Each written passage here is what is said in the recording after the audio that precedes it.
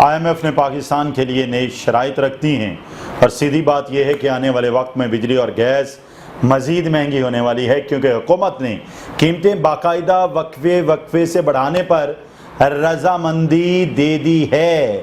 اب اس کا مطلب یہ ہے کہ مہنگائی وقتی نہیں بلکہ مسلسل بڑھے گی۔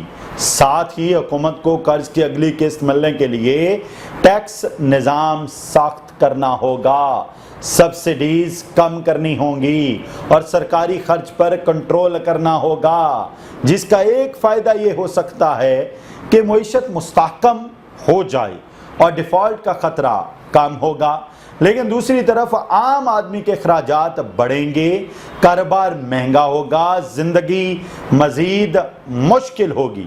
تو معیشت کو سنبھالنے کی کوشش ہو رہی ہے، مگر اس کی قیمت عوام کو ادا کرنی پڑے گی۔